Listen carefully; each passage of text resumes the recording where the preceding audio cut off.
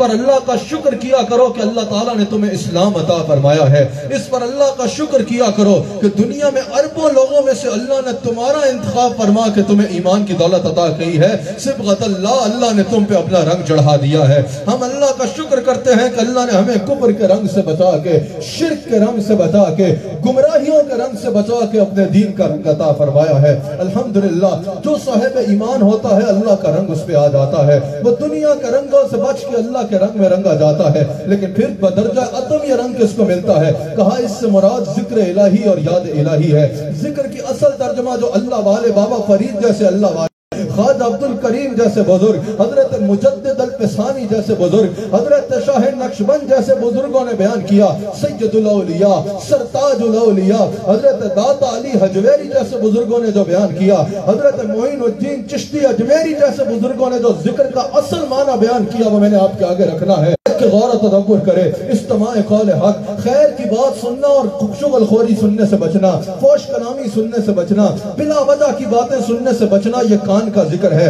زبان کا ذکر یہ ہے کہ جب بات کرنا خیر کی بات کرنا، جب بات کرنا اچھی بات کرنا، جھوٹ نہ بولنا، چغلی نہ کرنا، غیبت نہ کرنا، کسی کو تکلیف نہ دینا، یہ زبان کا ذکر ہے. لوگوں کی مدد کرنا، خیر کے لیے بڑھنا، یہ ہاتھ کا ذکر ہے. نیک مجالس کی طرف، اچھی مجلسوں کی طرف چل کے جانا اور گناہوں کی طرف نہ جانا، یہ پاؤں کا ذکر ہے. کہا جب کوئی اس طرح اللہ کے ذکر سے آباد ہوگا کہ پہلے زبان ذکر میں مصروف، پھر دل ذکر میں مصروف، پھر جسم کا حصہ ذکر میں مصروف، یہ وہ خوش نصیب ہے کہ صبغت اللہ، اس پر اللہ اپنا رنگ چڑھا دیتا ہے، اس پر اللہ اپنا رنگ چڑھا دیتا ہے. یقیناً صاحب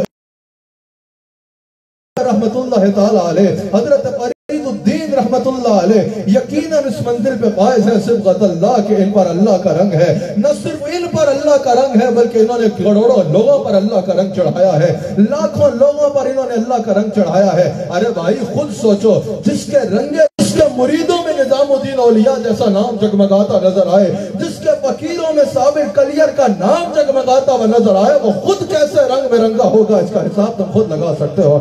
سب سے پہلے گانا اللہ کے رنگ سے مراد اسلام ہے، اللہ کے رنگ سے مراد اسلام ہے. حضرت بابا فرید خود ہی اسلام میں نہیں تھے بلکہ لاکھوں لوگوں کو دار اسلام میں داخل کیا. پھر ایمان ہے، خود ہی صاحب ایمان نہیں تھے، لاکھوں لوگوں کا سینوں کا جو ہے وہ نور ایمان سے منور کیا. پھر اس سے مراد اللہ کا ذکر ہے. بابا فرید صرف خود ہی اللہ کے ذاکر نہیں تھے، لاکھوں لوگوں کو اللہ کا ذاکر بنایا. اور ایک اور بات بتاؤں، بابا فرید کی ایک زندہ کرامت بتا دوں. میں کرامت وہی سناؤں گا جس کو ہر کوئی دیکھ بھی سکتا ہے اور محسوس بھی کر سکتا ہے. میں کرامت آپ کے آگے وہ رکھوں گا جس کو کوئی بھی دیکھ سکتا ہے. آج بھی آپ جا کے اس کرامت کو ابھی دیکھ سکتے ہیں. ایک زندہ کرامت بتاؤں بابا فرید کی، ایک زندہ کرامت بتاؤں داتا علی حجویری کی، ایک زندہ کرامت بتاؤں حافظ عبد الکریم رحمت اللہ علیہ کی، ایک زندہ کرامت بتاؤں غوث اعظم کی، مجدد الفسانی کی، بہاؤالدین نقشبند کی. ان کی زندہ کرامت یہ ہے، بابا فرید نے خود تو ساری زندگی اللہ کا ذکر کیا، خود زندگی میں تو لوگوں کو اللہ کا ذکر کرایا. آج بھی ان کی قبر ذکر الہی کی تبلیغ کر رہی ہے، آج ان کی قبریں بھی ذکر الہی کی تبلیغ کر رہی ہے. بڑے بڑے مدارس ہیں، بڑے بڑے مراکز ہیں، سب کی خدمات اپنی جگہ معتبر ہیں اور قابل قبول ہیں اور قابل تحسین ہیں. لیکن ذرا بابا فرید کی قبر پہ رات کے اس پہر میں چلے جاؤ، رات کے اس پہر میں بابا فرید کے مزار پہ جاؤ، تمہیں بڑے سے بڑے مرکز میں جتنے بیٹھے نظر نہیں آئیں گے. تمہیں بڑے سے بڑے آگے پیچھے مرکز میں اتنے لوگ بیٹھے اللہ کا ذکر کرتے نہیں نظر آئیں گے جتنے لوگ تمہیں رات کے اس پہر میں بھی بابا فرید کی قبر پر بیٹھ کے اللہ کا ذکر کرتے نظر آئیں گے. یہ ان بزرگوں کی شان ہے، زندگی بھر اللہ کا ذکر کیا، آج یہ قبروں میں جا چکے ہیں. ان کی قبریں لوگوں کو مقناطیس کی طرح کھینچ رہی ہے، جو ان کی قبر پہ آتا ہے اللہ کا ذکر شروع کر دیتا ہے. جاؤ نا بابا فرید کے مزار پہ. یاد رکھنا، جاہلوں کو دیکھ کے فیصلہ نہ کرنا، ہمارے پہ بات کرو تو ہمارے جاہلوں کو دیکھ کے نہ کرنا، ہمارے اہل علم لوگوں کو دیکھ کے کرنا، ہمارے پڑھے لکھے لوگوں کو دیکھ کے کرنا، ہمارے صحیح العقیدہ لوگوں کو دیکھ کے کرنا.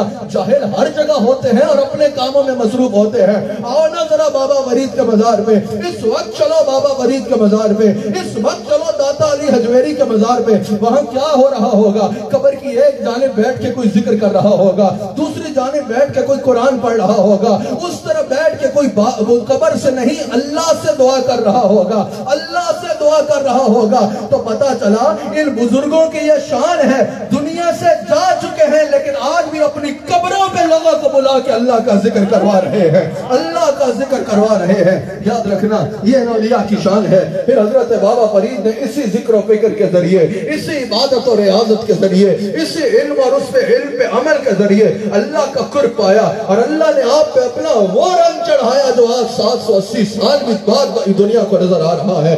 780 سال بعد بھی جس رنگ کو دنیا دیکھ رہی ہے، یہاں بیٹھے اور پوری دنیا میں سننے والے ناظرین کی توجہ چاہتا ہوں۔ مفسرین نے کہا اے دین اللہ، اس سے مراد اللہ کا دین ہے، عظم دین اللہ، اس سے مراد یہ ہے کہ اللہ کے دین کو تھام لو، اللہ کے دین کے ساتھ مضبوطی کے ساتھ جڑ جاؤ۔ آج ہم بابا فرید سے محبت کیوں کرتے ہیں؟ کوئی دنیاوی رشتہ ہے؟ ابے دنیاوی رشتہ تو علامہ فیصل صاحب نے اپنے پردادا کی قبر نہیں دیکھی ہوگی، فاروق میروی صاحب نے اپنے پردادا کی قبر نہیں دیکھی ہوگی۔ دنیاوی رشتہ تو 3 پشتیں پیچھے بھی جا کے انسان وہاں جانا ضروری نہیں سمجھتا، انسان وہاں جانا کوئی خطادہ ضروری نہیں سمجھتا۔ 780 سال پرانے بزرگ کے ساتھ ایسی محبت کہ اس دور میں بھی لوگ دور دور سے چلے آتے ہیں۔ اس دور میں جب 2 رقت کی روٹی کھانا لوگوں کے لیے مشکل ہو گیا ہوا ہے، 2 رقت کی روٹی پکانا لوگوں کے لیے گھروں میں مشکل ہوا ہے، اس مہنگائی کے دور میں بھی لوگ دور دور سے سفر کر کے بابا فرید کے مزار پہ آتے ہیں۔ آخر یہ کون سا رشتہ ہے؟ آخر اس محبت کی بنیاد کیا ہے؟ آخر اس محبت کی وجہ کیا ہے؟ اس محبت کی وجہ فقط یہ ہے کہ یہ اللہ کے دین کو تھامے ہوئے تھے، انہوں نے اللہ کے دین کو تھام لیا۔ یاد رکھنا یہ کروڑوں لوگ جو تمہیں بابا فرید کے مزار پہ آتے نظر آتے ہیں، سال بھر جو تمہیں کروڑوں لوگ بابا فرید سے محبت کرتے نظر آتے ہیں، آج یہ ARYQ TV کی سکرین پہ آپ دیکھ رہے ہوں گے بابا فرید کے مزار پہ جو جمگٹے آپ کو مخلوق کے نظر آتے ہیں، یہ کون لوگ ہیں؟ کوئی بھی صحیح العقیدہ سنی یہاں شرک کرنے نہیں آتا۔ اگر کوئی شرک کرنے آتا ہے تو وہ گمراہ ہوگا، وہ مشرک ہوگا، لیکن شرک کی تعریف آپ کی من پسند نہیں ہوگی۔ شرک کی تعریف وہ ہوگی جو ہمارے بزرگوں نے قرآن و حدیث کی روشنی میں بتائی ہے۔ کوئی بھی صحیح العقیدہ سنی یہاں شرک کرنے نہیں آتا۔ جو صحیح العقیدہ سنی یہاں آتا ہے اس لیے آتا ہے کہ یہ وہ اللہ کا بندہ ہے جس نے لاکھوں لوگوں کو شرک سے پاک کیا ہے، لاکھوں لوگوں کو اللہ کے دین میں داخل کیا ہے۔ ارے بھائی یہ تو اتنی مخلوق تمہیں یہاں نظر آتی ہے، اس کی وجہ یہی ہے کہ یہ اللہ کے دین کے ساتھ جڑے، انہوں نے اللہ کی محبت کو دل میں بسایا، انہوں نے لاکھوں لوگوں کو اللہ سے جوڑا۔ اب لوگوں کے دلوں میں ان کی محبت اللہ ڈال رہا ہے۔ ان الذین آمنوا وعملوا الصالحات سیجعل لهم الرحمن ودا کی تفسیر میں علامہ ابن کثیر نے حضرت حرم بن حبان کا قول نقل کیا۔ حضرت حرم بن حبان کہتے ہیں، حافظ ابن کثیر نقل کر رہے ہیں کہ جو اللہ کی طرف صدق کے دل سے جھکتا ہے نا، اللہ اپنے بندوں کے دلوں کو اس کی طرف جھکا دیتا ہے۔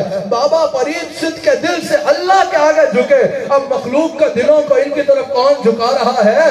اللہ جھکوا رہا ہے۔ اب یہاں لوگ آتے ہیں بابا فرید کے مزار پہ آ گئے، بابا فرید کے مزار پہ آ کے کہتے ہیں بھئی ماشاءاللہ اللہ ہو رہا ہے، اللہ کا ذکر ہو رہا ہے، قرآن کی تلاوت ہو رہی ہے، ذکر و فکر ہو رہا ہے، یہ تو اچھی بات ہے۔ اتنے میں ایک بندہ نعرہ لگاتا ہے اللہ محمد 4 یار حاجی خواجہ کتب فرید، اور مزار گھوم جٹتا ہے حق فرید یا فرید کے نعروں سے۔ وہ بھائی صاحب سر پکڑ کے بیٹھ جاتے ہیں، کہتے ہیں بھئی اللہ اللہ کا ذکر تو سمجھ میں آ رہا ہے، یہ حق فرید یا فرید کا ذکر کیوں کر رہے ہو؟ اللہ کا ذکر تو ٹھیک ہے، یہ حق فرید یا فرید کیوں کر رہے ہو؟ تو میرے بھائی قرآن میں تم نے پڑھا نہیں، اللہ فرماتا فَاذْكُرُونِي أَذْكُرْكُمْ، تو میرا ذکر کر میں تیرا ذکر کروں گا۔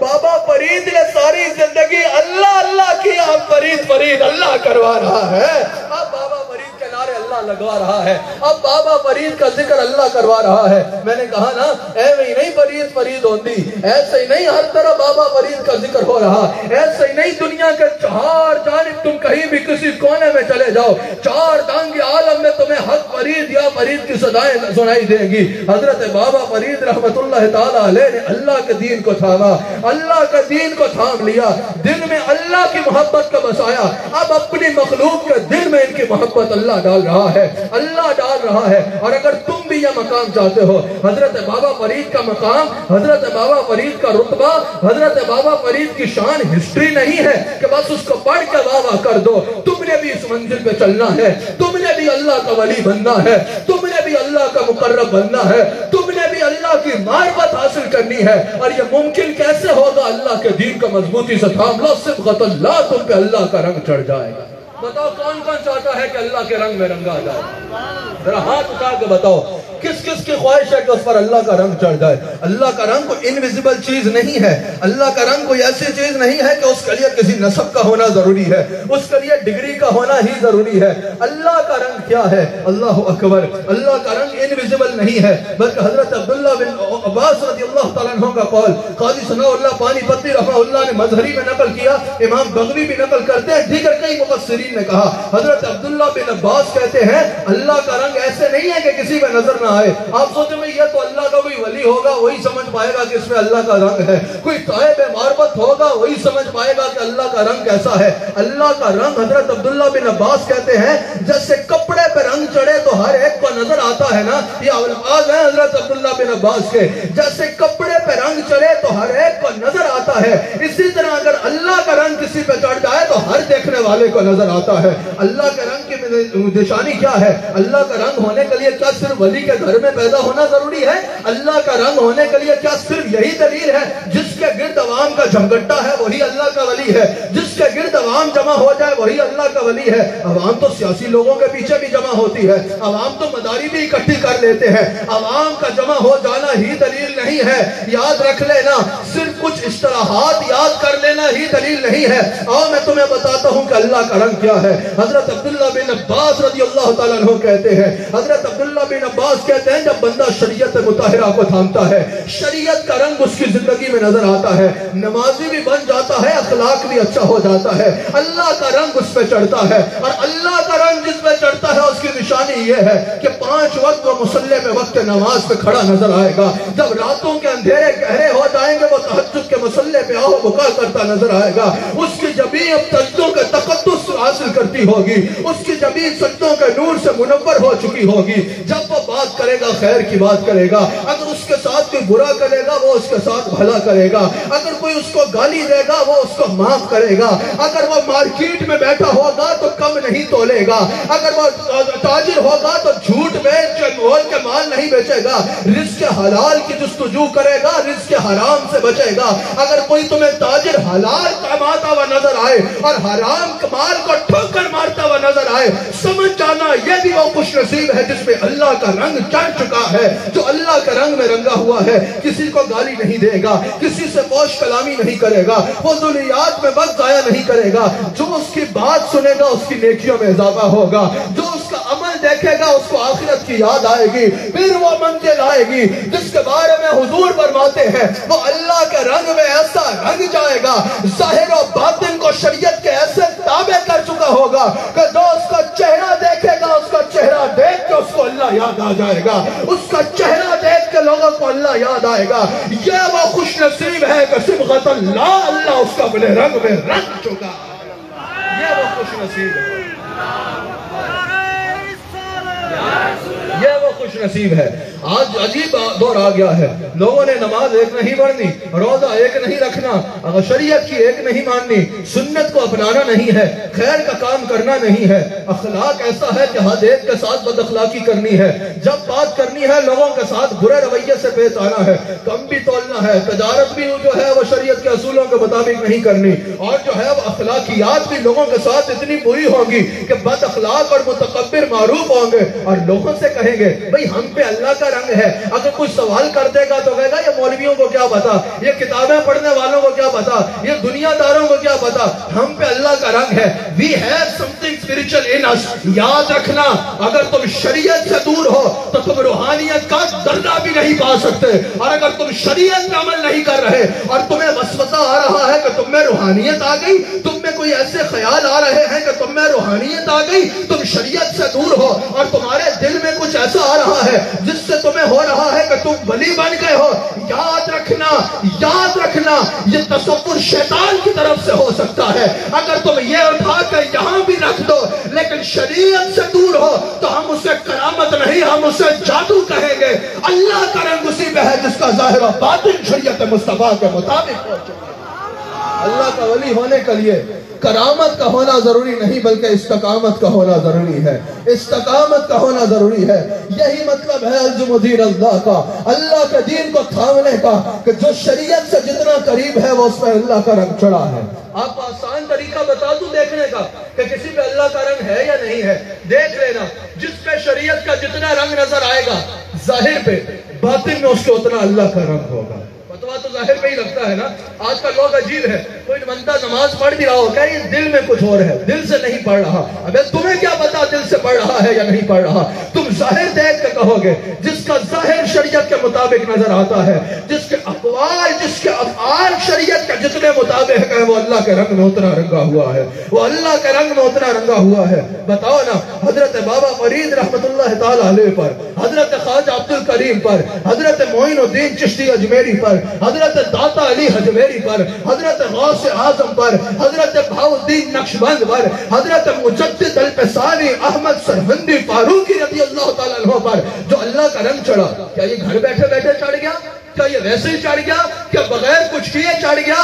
اگر یہ رنگ چڑھا بلا مبالغہ، ان کا انتخاب اللہ نے پہلے سے فرما رکھا تھا، لیکن اگر یہ رنگ چڑھا تو شریعت کو اپنانے سے چڑھا، دین کو تھامنے سے پڑا۔ بابا فرید کے مزار پہ آئے ہو، بابا فرید نے جانتے ہو کیسے زندگی گزاری؟ بچپن سے ہی علم دین حاصل کرنا شروع کیا۔ پہلے آپ نے اپنی والدہ سے دین کی تعلیم حاصل کی، جو وقت کی بہت بڑی عالمہ بھی تھی اور وقت کی بہت بڑی ولیہ بھی تھی۔ پھر آپ نے 11 سال کی عمر میں حفظ قرآن مکمل فرمایا۔ پھر آپ ملتان چلے گئے، فقہ، نحو جو ہے، منطق جو ہے، حدیث جو ہے، یہ سارے علوم آپ نے ملتان میں حاصل کیے۔ بابا فرید کا ملنگ ہونے کا جو بھی دعویٰ کرتا ہے نا، قاری حق ہو کر کے ملنگ نہیں بن جاؤ گے۔ بابا فرید کا ملنگ تب بنو گے جب وہ کرو گے جو بابا فرید نے کیا۔ اگر بابا فرید کا ملنگ بننے کا شوق ہے ضرور بنو، لیکن آؤ ایسے شریعت کا علم حاصل کرو۔ ضروری نہیں ہے کہ 10 سال کسی مکتب میں گزارو، لیکن شریعت کے بنیادی علوم تو پڑھو، شریعت کے بنیادی اصول تو تمہیں پتا ہو جن پہ تم عمل کر سکو۔ تمہیں نماز شریعت کے مطابق پڑھنی نہیں آتی، نماز یا وضو کے فرائض پتہ نہیں ہے، تو اپنے آپ کو بابا فرید کا ملنگ کہتے ہیں، شرم نہیں آتی؟ اگر بابا فرید کا ملنگ بننا چاہتے ہو تو شریعت مصطفیٰ سے جڑے بغیر ممکن ہی نہیں ہے۔ لوگ کہتے ہیں طریقت کی لائن اور ہے اور شریعت کی لائن اور ہے، جو یہ بات کرتا ہے وہ بد نصیب کوئی اور ہے۔ یاد رکھنا، طریقت ہے ہی وہ جو انسان کو شریعت کے ساتھ چھوڑ دیا کرتی ہے۔ سمجھ آ رہی ہے یا نہیں آ رہی؟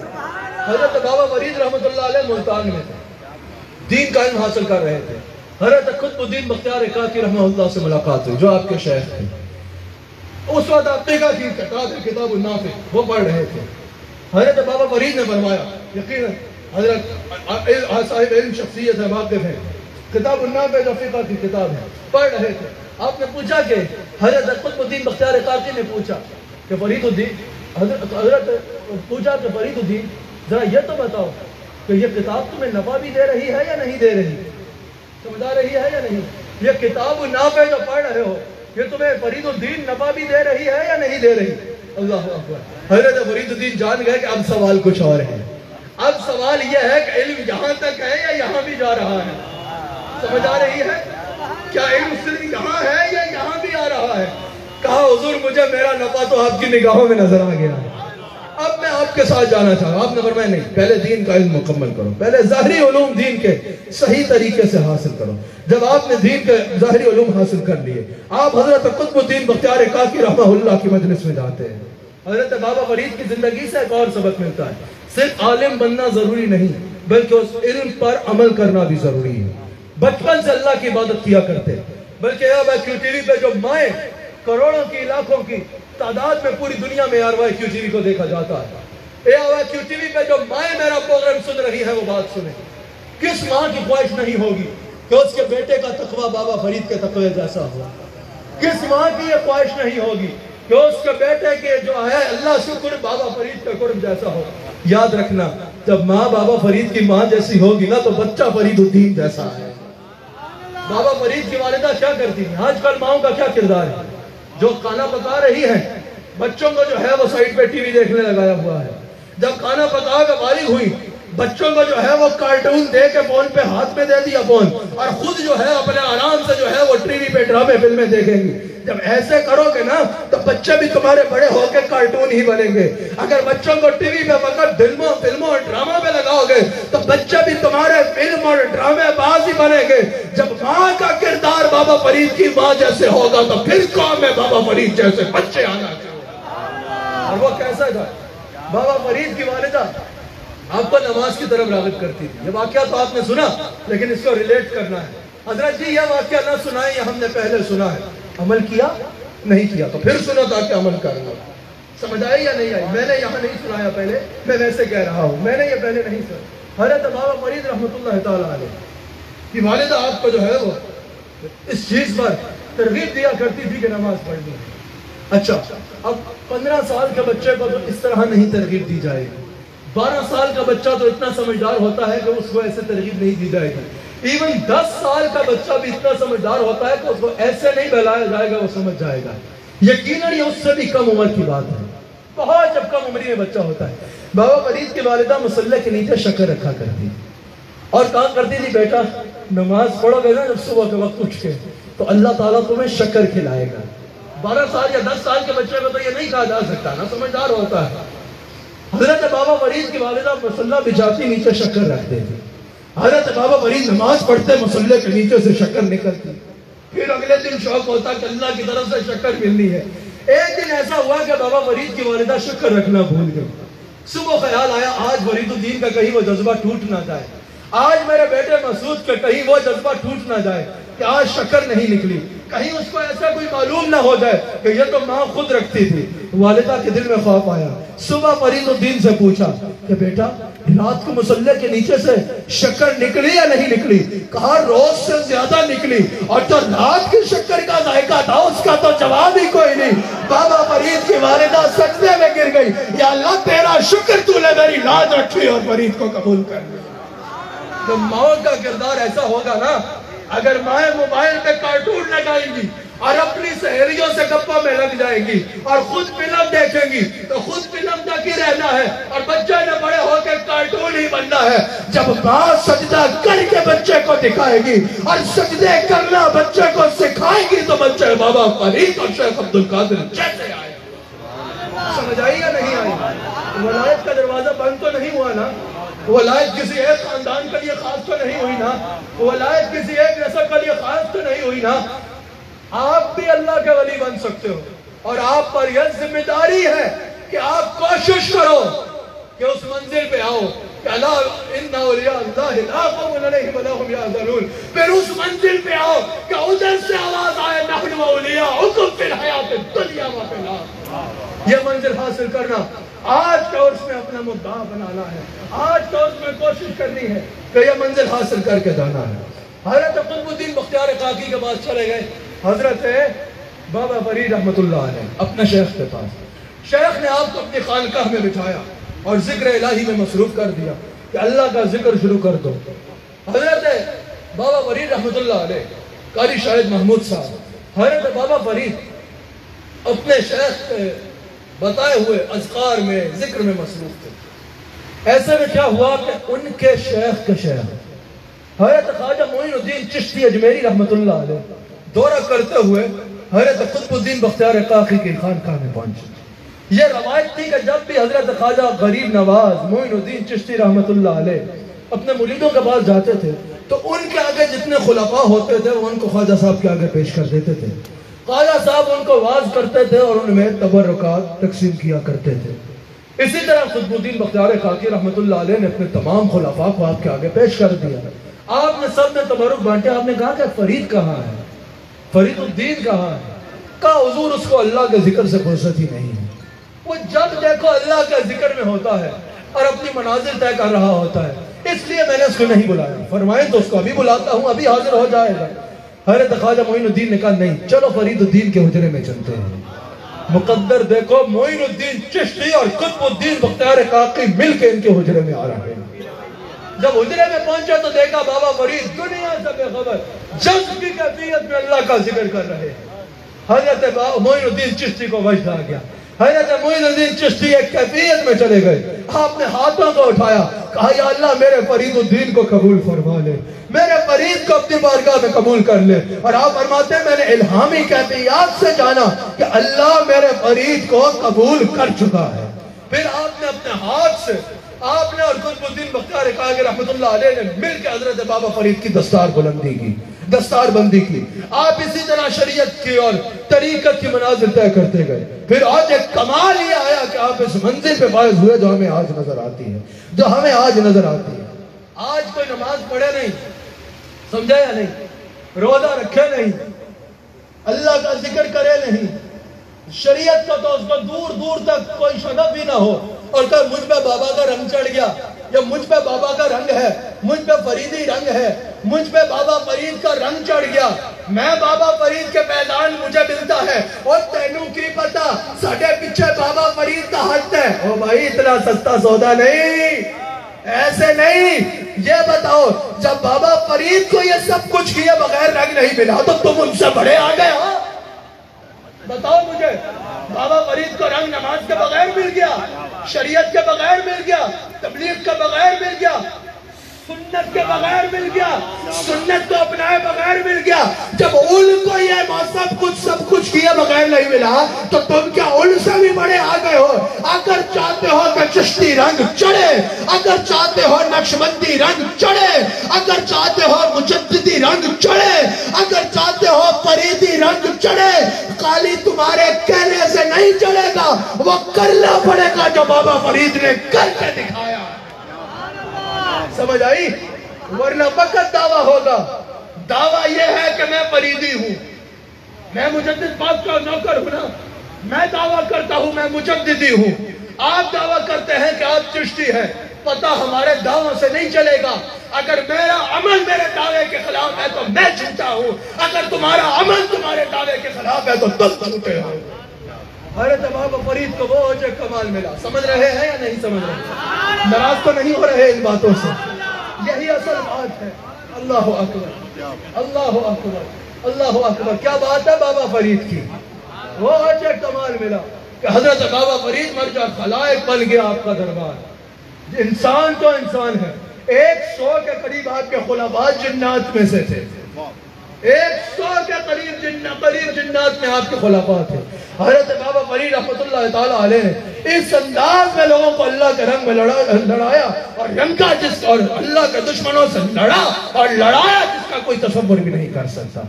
مفسرین فرماتے ہیں کہ جب کوئی اس انداز میں اللہ کے رنگ میں رنگتا ہے، میں نے 15 منٹ میں اپنی بات کو ختم کرنا ہے، مجھے حاضرین کی بھی اور دنیا بھر میں سننے والے ناظرین کی بھی توجہ درکار ہے. مجھے پتا ہے داد ان باتوں میں ویسے بھی میری تقریر خراب نہ کریے گا، لیکن ان باتوں میں جو قلبی داد ہے وہ بھی کم ہی ملتی ہے، لیکن یہ بات کرنا ضروری ہے کیونکہ اصل تصوف یہ ہے. میں یہ سمجھتا ہوں آج اگر تصوف میں انگلی اٹھائی جا رہی ہے تو صرف انگلی اٹھانے والوں کا قصور نہیں ہے، بہت بڑا قصور ان کا بھی ہے جو تصوف کی مسند میں بیٹھے ہیں لیکن ان کو تصوف کے بنیادی اصولوں کا ہی نہیں پتا. جب آپ کسی کو بتا ہی نہیں سکو گے، ایسے بتاؤ نہ کسی کو تصوف، تو دیکھو کون کہتا ہے کہ یہ تصوف غلط ہے. تصوف شریعت کے خلاف نہیں ہے.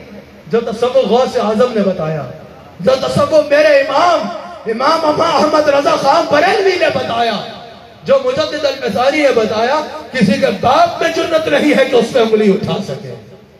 جب کوئی اس انداز میں اللہ کے رنگ میں رنگتا ہے، قُلْ إِن كُنتُمْ تُحِبُّونَ اللَّهَ فَاتَّبِعُونِی کی منزل کا مصداق بنتا ہے تو اس طرح فیض نبوت کا دروازہ کھل جاتا ہے.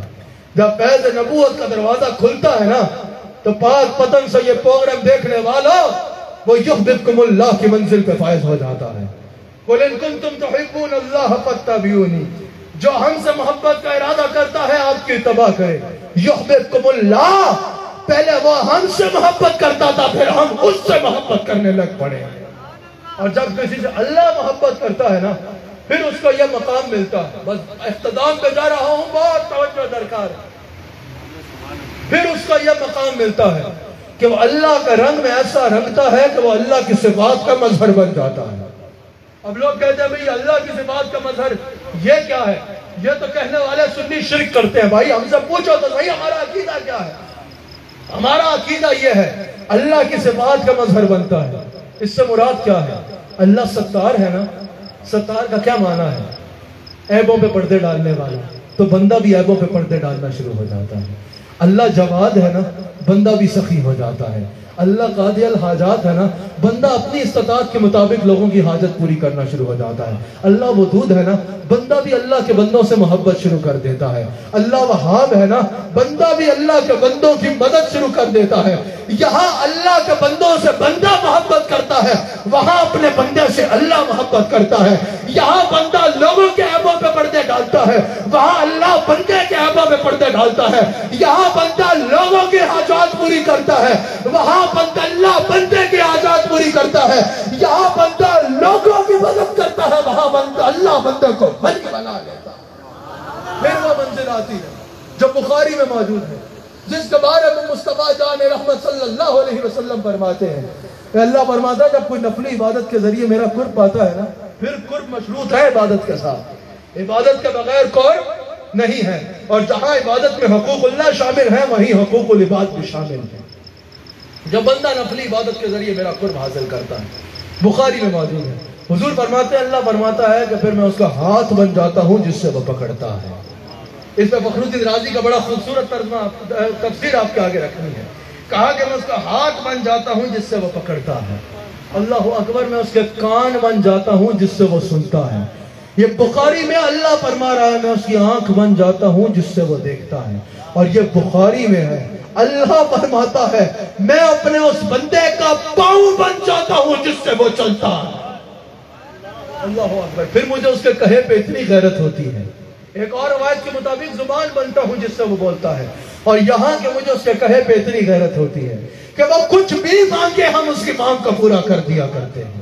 اب یہاں پر امام راضی نے بڑی خوبصورت بات کی۔ امام راضی کہتے ہیں کہ جب اللہ نے فرمایا میں اس کی آنکھ بن جاتا ہوں، تو اس کا مطلب یہ ہے کہ پھر اس کی آنکھ عام انسان کی آنکھ جیسی نہیں ہوتی۔ عام آنکھ انسان کا سینہ دیکھ سکتی ہے، وہ آنکھ اس سینے میں دل بھی دیکھ لیتی ہے۔ عام آنکھ پاک پتن کی دیوار دیکھ سکتی ہے، یہ آنکھ پاک پتن کے مزار میں سے پورے عالم کو دیکھ سکتی ہے۔ اس کا ہاتھ بن جاتا ہوں، اس کے ہاتھ میں اللہ تعالیٰ کے تصرف کی مدد شامل حال ہو جاتی ہے۔ اس کا پاؤں بن جاتا ہوں، اس کے پاؤں میں وہ طاقت آ جاتی ہے۔ اس کی سماعت بن جاتا ہوں، اس کی سماعت میں وہ طاقت آ جایا کرتی ہے۔ اس میں ایک واقعہ بابا فرید کا آپ کے آگے بیان کرتا ہوں۔ بابا فرید کا دربار لگا تھا، کیونکہ اس کو سمجھانے کے لیے یہ واقعہ بڑا خوب۔ حضرت قاری شاہد صاحب، ایک بندہ آیا بابا فرید کے پاس، کہا بابا میرے پاس اولاد نہیں ہے، دعا کرو اللہ مجھے اولاد دے۔ اور یاد رکھنا ہم ان مزاروں پہ آتے ہیں، یہ نہیں کہتے کہ صاحب قبر ہمیں اپنی عطا سے اولاد دے دیں، ہم ان مزاروں پہ آ کے دعا مانگتے ہیں اللہ سے۔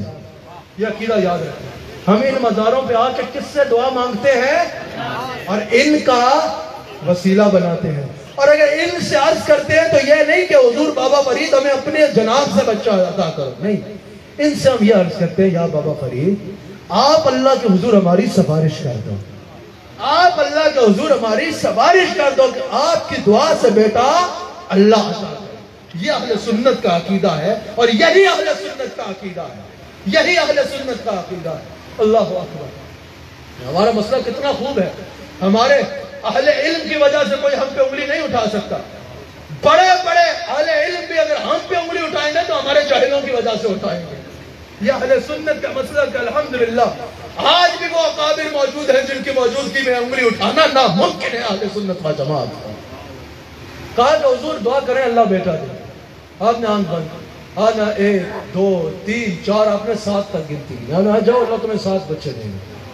پاس بیٹھے ایک شخص نے آپ کے خلیفہ سے کہا یہ بندہ ہے یا خدا ہے؟ معاذ اللہ، یہ کیسے کہہ رہے ہیں کہ 7 بیٹے ہوں گے؟ وہ چلا گیا، عرصہ گزر گیا، وہی شخص آیا اور اتفاق سے وہی شخص اس مجلس میں پھر بیٹھا تھا جس نے کہا تھا بندہ ہے یا خدا ہے، اور اس بندہ اپنے 7 بچوں کے ساتھ آیا، کہا حضور اللہ نے مجھے 7 بیٹے دیے ہیں۔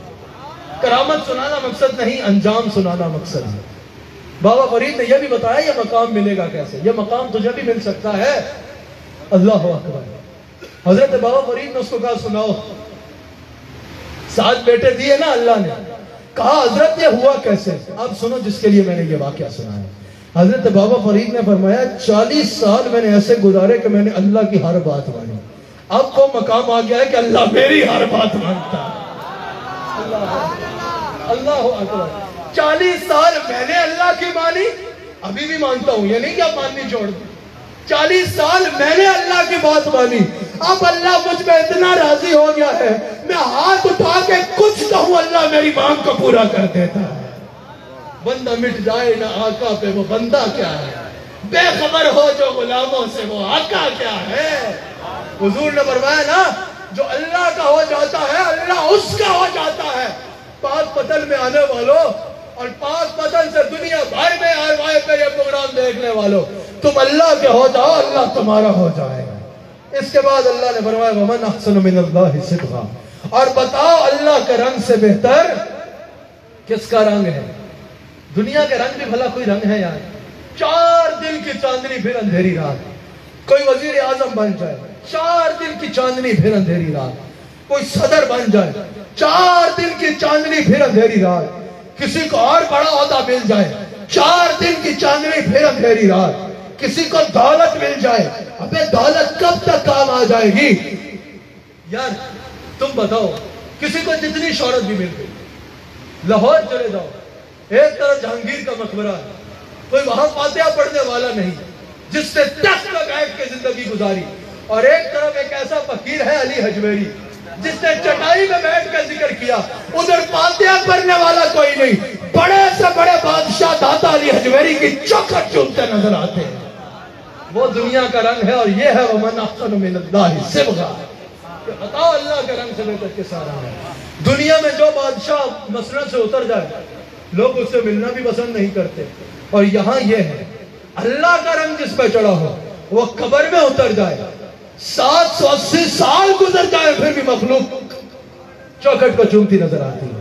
اچھا دنیا میں کوئی جتنا مشہور ہو دنیا سے چلا جائے گا، 1 دن یاد کر رہیں گے، 2 دن یاد رہے گا، سال یاد رہے گا، 10 سال یاد رہے گا، پھر کہیں ہسٹری کی کتابوں میں کہیں اس کا ذکر پڑ جائے گا، بدلے ناخواستہ طالب علموں کو زبردستی پڑھا دیا جائے گا، سمجھ آئی یا نہیں؟ پرانا ہوتا جائے گا، رنگ پھیکا ہوتا جائے گا۔ اللہ کا رنگ 780 سال بابا فرید کے مزار دیکھ لو، 10 سال پہلے بابا فرید کے مزار پہ جتنا رش تھا آج اس سے 10 گنا بڑھ گیا ہے۔ 10 سال پہلے جتنے لوگ آتے تھے آج بڑھ گئے ہیں، آگے بڑھتے رہیں گے۔ دنیا کا رنگ پھیکا ہوتا چلا جاتا ہے، اللہ کا رنگ بڑھتا چلا جاتا ہے۔ یہ ہے اللہ کا رنگ، اور یہی تو اللہ فرما رہا ہے، یہی تو اللہ تعالیٰ فرما رہا ہے کہ بتاؤ اللہ کے رنگ سے بہتر کس کا رنگ ہے؟ صرف رنگ اللہ نے جو فرمایا، آپ کے ذہن میں سوال آتا ہوگا اللہ یہ بھی فرما سکتا تھا کہ ان پر اللہ کا فضل ہے، ان پہ اللہ کی مہربانی ہے، ان پر اللہ کی رحمت ہے، یہ کیوں فرمایا کہ رنگ ہے؟ اس کی وجہ مفسرین نے کہی کہ یہود و نصارہ میں ایک رسم تھی کہ جب ان کے ہاں کوئی بچہ ہوتا تھا نا، یا کوئی ان کے مذہب میں آتا تھا تو وہ اس پہ ایک زرد رنگ پھینک دیا کرتے تھے۔ جب وہ رنگ اس پہ پھینکا جاتا تھا اس کا چہرہ سب کچھ اس رنگ میں چڑھ جاتا تھا، وہ کہتے تھے اس پہ ہمارا رنگ چڑھ گیا۔ اللہ نے فرمایا یہ کچا رنگ بھی کوئی رنگ ہے؟ یہ کچا رنگ بھی کوئی رنگ ہے؟ رنگ چڑھا دھویا اتر گیا، یہ کہاں کا رنگ ہے؟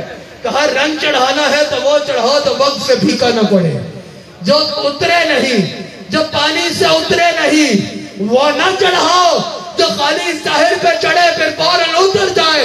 مفسرین کہتے ہیں اللہ فرما رہا ہے رنگ چڑھانا ہے تو وہ چڑھاؤ جو پانی سے دھلے نہیں، دھوپ سے اڑے نہیں، وقت سے پھیکا نہ ہو۔ صبغۃ اللہ، وہ اللہ کا رنگ ہے، وَمَنْ أَحْسَنُ مِنَ اللَّهِ صِبْغًا، اور اللہ کے رنگ سے بہتر کس کا رنگ ہے؟ یہی وہ رنگ ہے جو ابو بکر پہ چڑھا تو صدیق اکبر بنا دیا، عمر پہ چڑھا تو فاروق اعظم بنا دیا، عثمان پہ چڑھا تو کامل الحیاء والایمان حبیب الرحمن بنا دیا، علی پہ چڑھا تو مولا کائنات بنا دیا، بلال حبشی پہ چڑھا تو رشک قمر بنا دیا، علی حجویری پہ بڑا چڑھا تو داتا گنبد بنا دیا، عبدالقادر پہ چڑھا تو غوث اعظم بنا دیا، معین الدین پہ چڑھا تو غریب نواز بنا دیا، احمد سرحندی پہ چڑھا تو مجدد البرسانی بنا دیا، خواجہ عبدالکریم پہ چڑھا تو شیخ المشائخ بنا دیا، حضرت مسعود پہ چڑھا تو فرید الدین بنا دیا۔ حضرت بابا فرید کا وقت آخر آیا، حضور فرماتے ہیں کہ تم میں سے جس حالت میں زندگی گزارو گے نا، یہ یاد رکھنا، زندگی گزار لینا، جوانی گزار لیں، آخری وقت میں توبہ کر لیں گے. ابے بھائی تجھے یہ کس نے بولا ہے کہ جوانی کے بعد بڑھاپا آنا ہے؟ جوانی میں مر گیا تو کیا بنے گا؟ سمجھ آئی؟ اور جوانی میں توبہ کر، یہ انبیاء کا شیوا ہے. جوانی میں توبہ کر، اللہ قیامت کے دن اپنے عرش کے سائے میں تجھے جگہ دے گا. اللہ اکبر. اور پھر حضور فرماتے ہیں کہ جو جس حالت میں زندگی گزارتا ہے اس کو اسی حالت میں موت آتی ہے، اور جو جس حالت میں مرتا ہے قیامت کے دن اسی حالت میں اٹھایا جائے گا.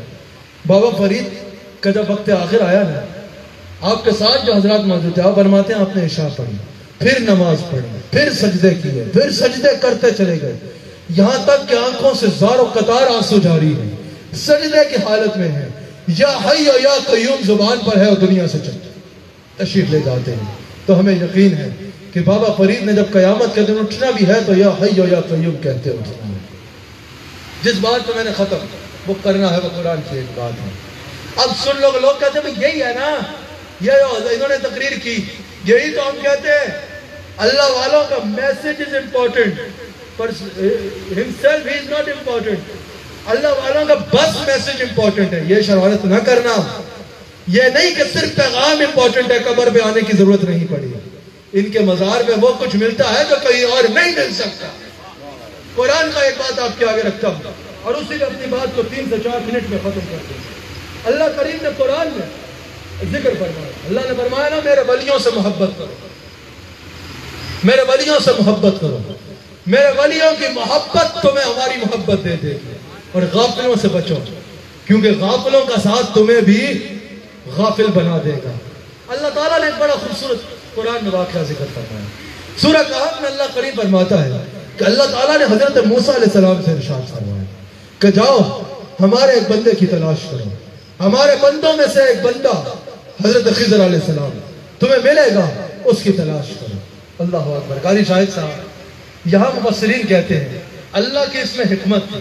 اللہ ولیوں کی تلاش کو نبیوں کی سنت بنانا چاہتا ہے، کیونکہ نبیوں کی سنت بنے گی تو شریعت بنے گی. ولی کا عمل شریعت نہیں بنے گا، صرف برکت ہوگا. اللہ نے ولیوں کی تلاش کو نبیوں کی سنت بنا دیا. بڑے غور سے سننا، اہل علم معزز ہوں گے. اللہ نے ولیوں کی تلاش کو نبیوں کی سنت بنایا. کہا جاؤ فلاں مقام پہ تمہیں ہمارے بندوں میں سے بندہ خضر ملے گا. کون خضر علیہ السلام؟ بعض نے کہا کہ نبی ہے، بعض نے کہا کہ ولی ہے. زیادہ حوت قول یہی ہے کہ ولی ہے، اور تقریباً تمام صوفیاء کا قول یہی ہے کہ حضرت خضر ولی ہے. ہمارے بندوں میں سے بندہ تمہیں ملے گا. اللہ فرماتا ہے حضرت موسیٰ علیہ السلام اس بندہ ولی کی تلاش میں نکل گئے. اپنے خادم یوشع بن نون کو ساتھ لیا اور اس ولی کی تلاش میں نکل گئے. سورہ کہف میں اللہ بیان فرماتا ہے کہ حضرت موسیٰ علیہ السلام نے اپنے خادم یوشع بن نون سے کہا کہ ایسا کرو کہ ایک مچھلی لو، مچھلی کو تل لو، پکا لو، ساتھ باندھ لو، رستے میں بھوک لگی تو کھا لیں گے. ایسا ہی کیا یوشع بن نون نے. مچھلی کو لیا، تل لیا، پکا لیا، بھنی ہوئی مچھلی کا سالن ساتھ لیا اور چل دیے. اللہ اکبر. رستے میں اللہ فرماتا ہے ایک مقام آیا جہاں 2 دریا مل رہے تھے. ادھر کیا ہوا کہ مچھلی، بھنی ہوئی تلی ہوئی مچھلی زندہ ہوئی اور پانی میں دوڑ گئی. اللہ فرماتا ہے وہ تو یوشع بن نون تو ان کے خادم تھے، جو وہ موسیٰ علیہ السلام کو بتانا بھول گئے. شیطان نے انہیں بھلا دیا، وہ بھول گئے. اللہ اکبر. کچھ آگے سفر گزرا تو حضرت موسیٰ علیہ السلام نے یوشع بن نون سے کہا کہ وہ مچھلی لاؤ، بھوک لگی ہے، کھانا کھانا ہے. یوشع بن نون نے کہا کہ حضور میں آپ کو بتانا بھول گیا. رستے میں وہ مقام جہاں 2 دریا مل رہے تھے وہاں وہ بھنی ہوئی مچھلی زندہ ہوئی. عجیب واقعہ ہوا کہ وہ زندہ ہو کے پانی میں دوڑ گئی. حضرت موسیٰ نے کہا فوراً واپس چلو، وہی وہ مقام ہے جس کی ہم تلاش کر رہے تھے، وہیں پہ ہمیں اللہ کا وہ ولی مل جائے گا. قرآن کہتا ہے وہ انہی فٹ سٹیپس کو فالو کرتے ہوئے واپس گئے، اسی مقام پہ ان کو اللہ کے بندوں میں سے وہ بندہ یعنی خضر علیہ السلام مل گئے۔ پاک پتن میں آنے والا قرآن کا یہ واقعہ ہمارے آگے سے پردے ہٹا رہا ہے اور بتا رہا ہے اللہ کا ولی یہ تاثیر رکھتا ہے جہاں علی کا اللہ کا ولی بیٹھا ہو وہاں اتنی تاثیر ہوتی ہے کہ مردے زندہ ہو جاتے ہیں۔ بتاؤ جہاں مردے زندہ ہو جاتے ہیں وہاں غافل بیدار نہیں ہو سکتے، وہاں مردہ دل اللہ کے ذکر سے زندہ نہیں ہو سکتے، وہاں کوئی گناہگار اللہ کا صالح بندوں میں شامل نہیں ہو سکتا، وہاں کسی کے گناہ نیکیوں میں نہیں بدل سکتے۔ آؤ ان ولیوں کے ساتھ دنیا بھی ملے گا اور دنیا بھی مل جائے گی۔ حاجی عبدالرؤف صاحب کو میں مبارک دیتا ہوں، یقیناً اے آواز کیو ٹی وی نے پاکان امت میں سے کسی کا عرس ہو، صحابہ میں سے کسی کا یوم ہو، اہل بیت میں سے کسی کا یوم ہو، خوش آمد کرنے کا میں عادی نہیں۔ خوش آمد وہ ہوتا ہے کہ کسی میں کوئی کوالٹی نہ ہو اور اس میں کوئی چھوڑی جائے، لیکن اگر کسی میں کوئی بات ہو اس کا اعتراف نہ کرنا یہ بھی بخیل کی نشانی ہوتی ہے۔ یقیناً لاکھوں لوگوں تک اللہ اور اس کے رسول کا محبت کا پیغام پہنچانے کا اے آواز کیو ٹی وی حاجی عبدالرؤف صاحب ان کے معاون عامر فیاضی صاحب باعث بنے ہیں۔ میں ایسے لوگوں کو پرسنلی جانتا ہوں، پڑوسی ملک کے ایسے لوگوں کو میں خود جانتا ہوں جو دار اسلام میں داخل ہوئے آواز کیو ٹی وی کو دیکھ کے۔ میں ایسے لوگوں کو جانتا ہوں جو بعقیدگی چھوڑ کے اہل سنت و جماعت سے وابستہ ہوئے آواز کیو ٹی وی دیکھ کر۔ اے آواز کیو ٹی وی قرآن پڑھاتا ہے، اے آواز کیو ٹی وی حدیث کی تبلیغ کرتا ہے، اے آواز کیو ٹی وی صوفیاء کا پیغام آپ تک پہنچاتا ہے، اہل بیت کی محبت آپ تک پہنچاتا ہے، صحابہ کی محبت آپ تک پہنچاتا ہے۔ اور کیا چاہیے بھائی؟ اللہ تعالیٰ ہم سب کو دین کے کام میں تعاونوا علی البر والتقوی ولا تعاونوا علی الاثم والعدوان کے حکم الہی کے تحت ایک دوسرے کے ساتھ تعاون کرنے کی توفیق عطا فرمائے۔ اے آواز کیو ٹی وی کو اللہ مزید ترقیاں عطا فرمائے۔ حاجی عبدالرؤف صاحب کو اللہ مزید برکات سے نوازے۔